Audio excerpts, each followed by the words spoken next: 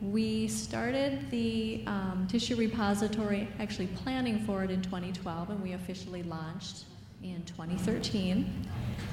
So I'm the manager of it, and Dr. Mike Lawler is the director, and you'll hear more about him as we go along here.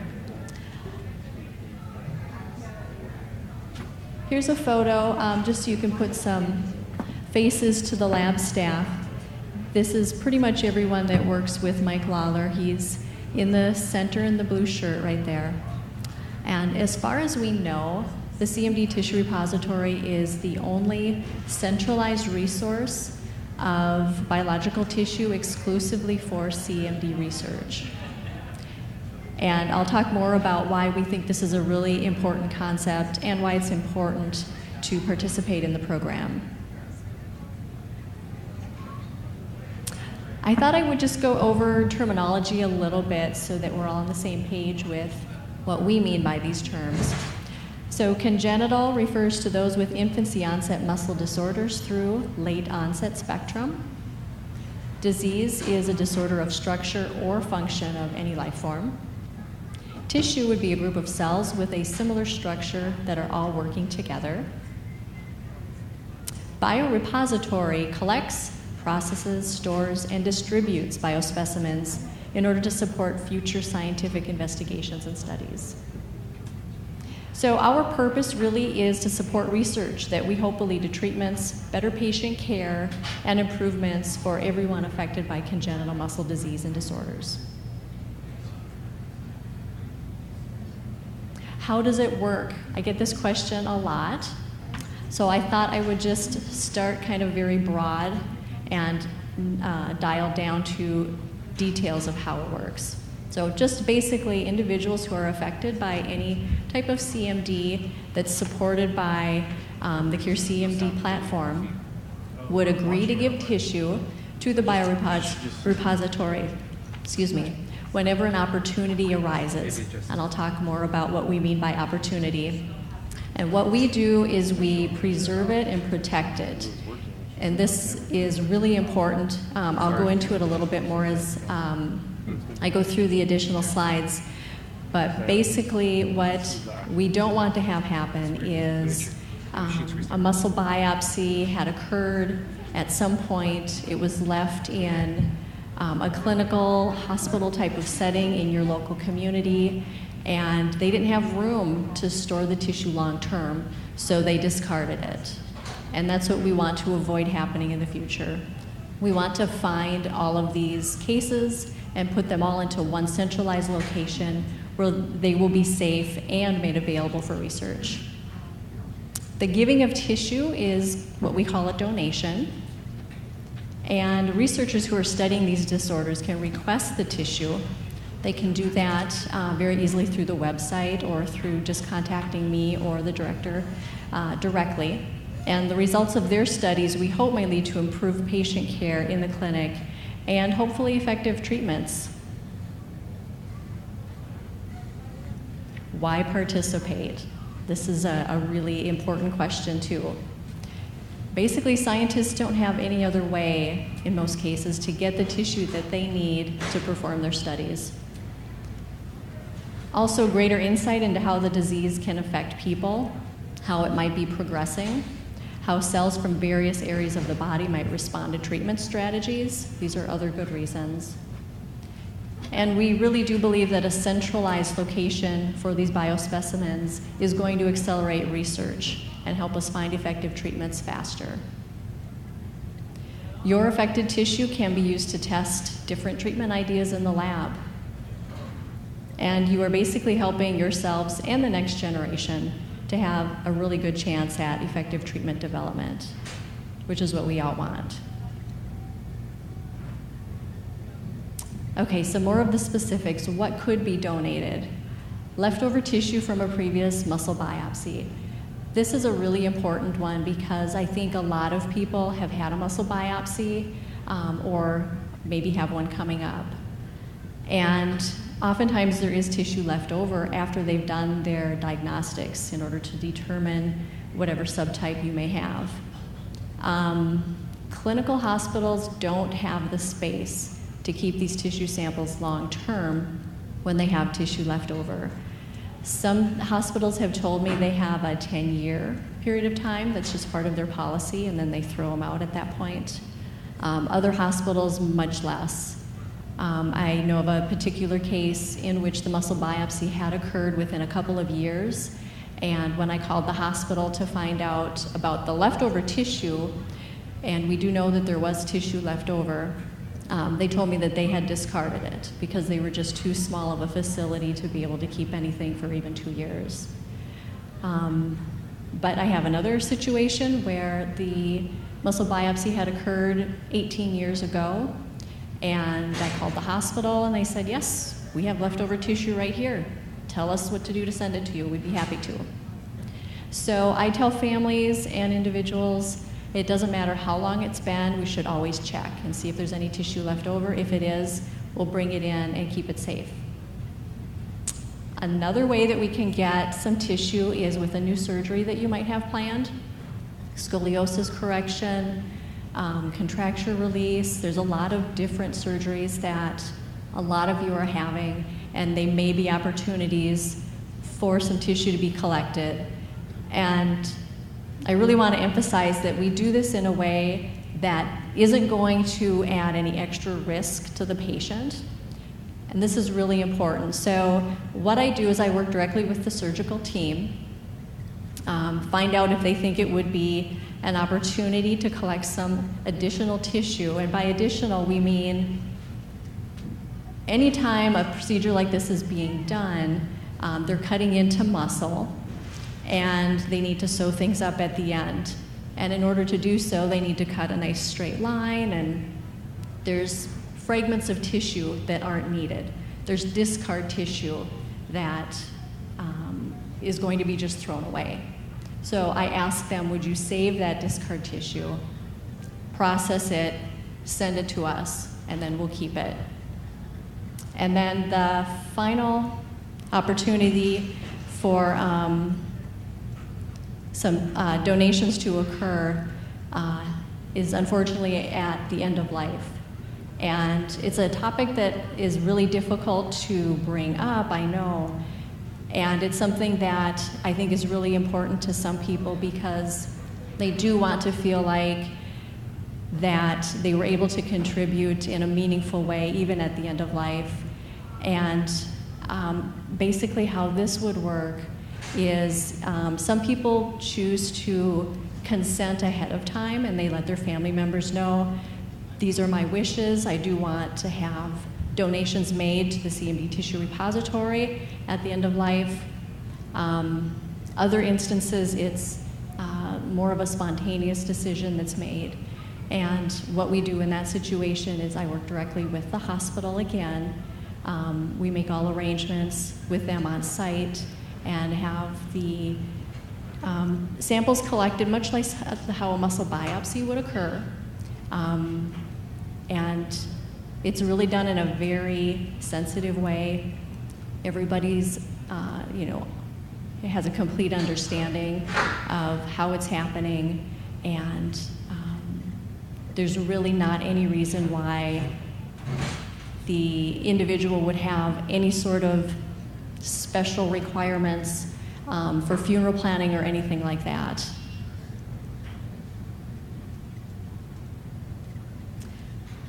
And the other thing I wanted to really emphasize is consenting early. A lot of people want to wait until the surgery comes up or the muscle biopsy, or they're in the hospital. And sometimes that's really not a good time to be going through the consent process because you're already overwhelmed with so much going on. It might be difficult to get the documents to you in the hospital. We would have to be oftentimes going through nursing staff, and they may not have a printer on that floor. So we've run into some difficulties with doing it on the spot. We can, and we do, but if there is an opportunity to consent early beforehand, then it just makes everything go a lot smoother. So yeah, like I was saying, if you're in the middle of a health crisis, that's not when you want to be thinking about these things. You want to already have a plan in place. and then we just implement it at the time. And we use things like email, fax, telephone, web service to get the paperwork done, any way that's convenient for you. I can email forms to you. You can sign electronically, email them back. I've had people take snapshots of the signed pages with their cell phones. That's oftentimes how we have to do it in more urgent situations when we don't have time to find other pieces of technology to scan and print things, and that works perfectly fine. So basically just planning ahead. The privacy of the information is really important. What we do is de-identify all of the samples after they arrive. A code is assigned to each one. So the sample itself doesn't have any identifiers whatsoever. And when that sample is requested for an approved study and is sent out to a researcher, the researcher knows the number. They don't know the name. They're also provided with useful information to conduct their study. For example, the subtype, male or female. If they need to know how the person was affected, we partner with the CMD IR, which is the International Registry, and that has a lot of information about how the disorder is affecting an individual. So if the researcher needed to know, was this person ambulatory, we can provide information like that to them.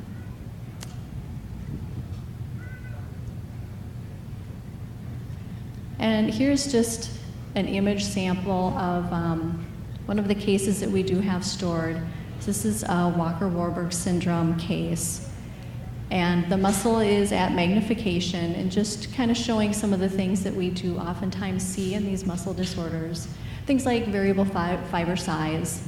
Some of the fibers are much larger than we'd expect to see, some are smaller, and then also atrophy. And atrophy is when a muscle fiber has decreased in size due to disuse, due to other mechanisms of that particular disorder. And so the fiber will oftentimes look more angular rather than round. And basically what we do when we have a tissue request from a researcher is ask, what is the smallest amount of tissue that would be useful for your study? And whatever that is what we send. That way we can retain a large part of the sample and have enough left over so that we can distribute some from the same individual to a number of different scientists. This is a question that comes up a lot, deciding where to store your samples. There are other labs that are storing muscle biopsy samples. And what I tell people is, if your sample is currently stored in a research lab that is studying your particular subtype, then it should stay there. And that's because we would be sending tissue to that type of lab. That's what we do, is we provide tissue to folks like that who are looking for the tissue for their research. So to take it from them, to centralize it, and at some point in time they may request it back again, would it just put that tissue at risk of being, shuffled back and forth too many times. A good example would be the Bonneman lab. A lot of you may have participated in studies, may have had a muscle biopsy done there.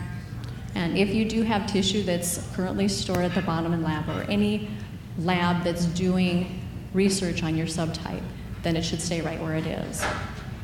However, if you have tissue that's stored in a local hospital, a clinical kind of setting, where they're not doing research on your subtype, then these are the samples that we worry about being discarded, and these are the samples that we want to transfer into our biorepository.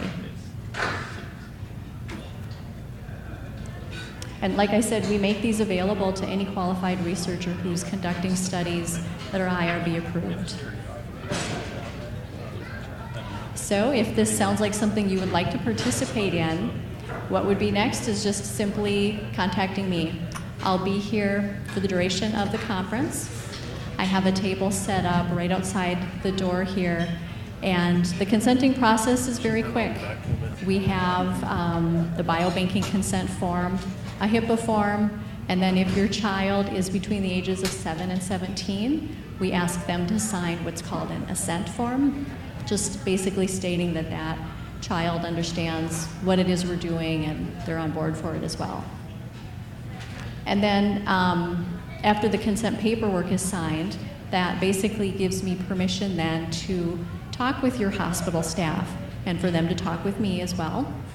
And I just find out if there's any tissue left over from a previous muscle biopsy, and if not, then we just wait for that other opportunity, which might be a contracture release or a scoliosis correction that's being scheduled in the future. When you do have a surgery that's being planned, I ask that you try and contact me ahead of time. Most hospitals are not super familiar with how this works, and so I have to, in addition to introducing myself in the program, do a lot of explaining to them in terms of how it works. We have established protocols, and I do send them that paperwork so that they can see in black and white in front of them how they should handle the tissue, what needs to be done, how it gets sent. But a lot of times they have questions, and so we like to allow plenty of time for them to, first of all, read the information and then kind of think it through logistically and contact me when they do have questions well ahead of time, so that it's not, you know, the day before your surgery and the surgical team is saying, wait, I don't think we completely understand what we're supposed to do with this. So I usually say about 2 weeks ahead of time is sort of the minimum to allow enough time. Clinicians are very busy. Surgical teams are in the OR pretty much all the time. So it can take many attempts to get a hold of them in the first place. There's never any cost to families for doing this. And the only cost that is ever incurred for researchers would be just the cost of paying the shipment for the tissue to go from our centralized location to their lab. So we're funded in such a way to make the process really easy for everyone and super cost effective for everyone. And if you do happen to change your mind at any point after you've participated, you can withdraw by simply contacting me or the director and just letting us know you don't want to participate anymore. I was here. Any tissue that we might have already transferred to another lab, we can't get back for 2 reasons. Number one, it was de-identified. So they would have no idea which tissue was yours anyway. The other more important reason is they requested it for a reason and they used it up. They used it for whatever they needed it, so it's just simply not available. If you are interested in more information other than talking to me this weekend, you can also visit our website, which is mcw.edu/cmdtr. We have a for families section on there, and just a lot of general information that explains what we do. And you can also talk to one of our family liaisons. 2 of them are running around here this weekend. I don't know where they're at the moment, but Patty Mitchell and Sarah Foy are very involved parents of children who have congenital muscle diseases. And they came into Washington, D.C. this weekend as well. Then also Brendan Sullivan and Allison Fraze are other individuals who are parents that are available to talk with you. So this is another photo of Dr. Mike Lawler. He's the director, like I said. He's the assistant professor of pathology and director of the pediatric pathology neuromuscular lab at the Medical College of Wisconsin. And that's me at the bottom there. In addition to the work I do for the Medical College and the CMDIR, I'm also the mother of a teenager with a congenital muscle disease who's here with me today and this weekend. And that's it. Does anyone have any questions? Yes. We have a live stream question. Okay. Are you interested in receiving cord blood saved from umbilical cord at birth? We cannot bank cord blood. but there is a facility in, I believe it's Michigan. I can look it up. If that person wants to send me an email, I can give them a resource that is collecting cord blood and saving it. We're just not approved to do that. Okay, thank you. Any questions? Yes. Is it any kind of tissue, so any kind of procedure you might be having, or does it have to be, if you're just having a regular surgery, they can take the tissue then? Is that correct? We're really interested in muscle tissue. Okay. And also samples from other organs. Okay. So if you were having your colon taken out, we will take a sample of that, absolutely. Okay. And there would also be an opportunity for some abdominal muscle tissue to be sent with that as well. Okay. So in any kind of surgery that you're having, I would suggest just contact me, and I would work directly with your team at your hospital and find out if it's an opportunity and what kinds of tissue they think would be discarded. Thank you. Sure, thanks. Good question. Anyone else?